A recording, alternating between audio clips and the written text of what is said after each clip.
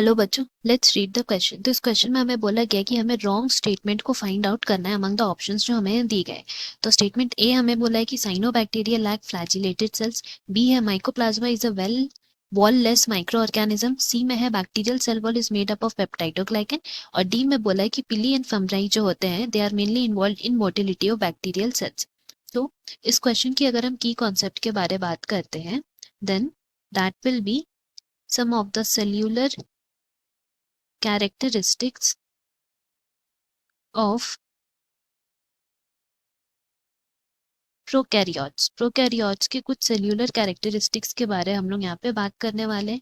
Now अगर हम लोग उनकी सेल्यूलर कैरेक्टरिस्टिक्स की बात करें, सबसे पहले जानते हैं प्रोकैरियोट्स कौन होते हैं। दे आर द वन जिनमें नो वेल डिफाइंड न्यूक्लियस रहता है, मतलब उनमें न्यूक्लियस ना के बराबर प्रेजेंट रहता है। उनमें जो न्यूक्लियस सेल्स है they are not well defined. Now अगर ये हम लोग प्रोकैरियोट्स कौन होंगे, तो हम लोग बोल सकते हैं कि इनमें बैक्टीरिया जो आते हैं वो प्रोकैरियोट्स के ग्रुप में आते हैं, लाइक साइनोबैक्टीरिया वो भी इसमें आते हैं।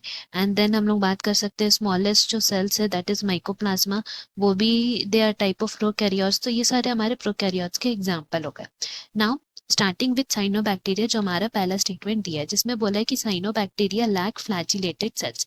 तो हम लोग बोल सकते हैं कि साइनोबैक्टीरिया क्या होता है, दे आर मोटाइल और नॉन मोटाइल, दोनों तरह के हमें साइनोबैक्टीरिया देखने को मिलते हैं। बट अगर हम लोग बात करें फ्लैजिलेटेड सेल्स की, देन बोल सकते हैं कि इट इज इनकरेक्ट। क्यों?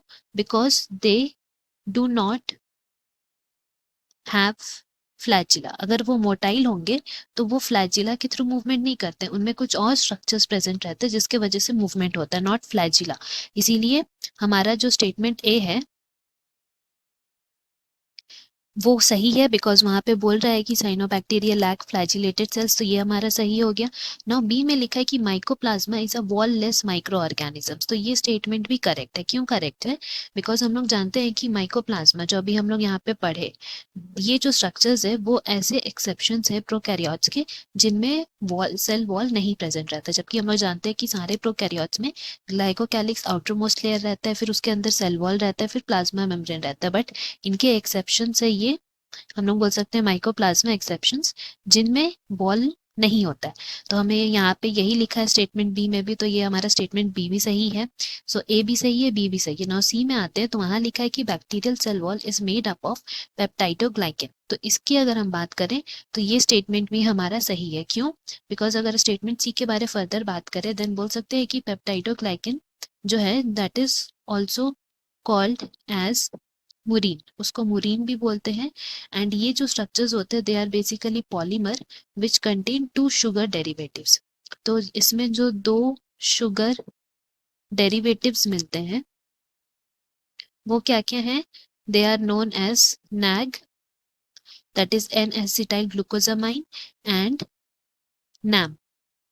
ये दोनों स्ट्रक्चर्स इनमें मिलते हैं and they are joined by beta 1,4 glycosidic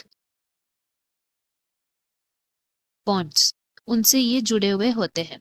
सो इसीलिए हम लोग बोल सकते हैं कि ये जो स्टेटमेंट सी है वो भी हमारा सही है। नाउ डी में बोला है कि pili and fimbriae are mainly involve in motility of bacterial cell. तो ये गलत है। क्यों गलत है? बिकॉज मोटिलिटी जो है बैक्टीरियल सेल्स में वो किसके थ्रू होता है? मोटिलिटी बैक्टीरियल सेल्स में फ्लैजिला के थ्रू होता है।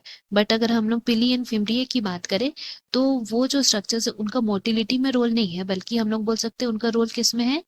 अटैचमेंट में। तो इसीलिए हमारा जो स्टेटमेंट डी है वो गलत है। सो हम लोग यहाँ से बोल सकते हैं कि हमारा इनकरेक्ट स्टेटमेंट कौन सा है? Option D. Hope you have understood. Best of luck. Thank you.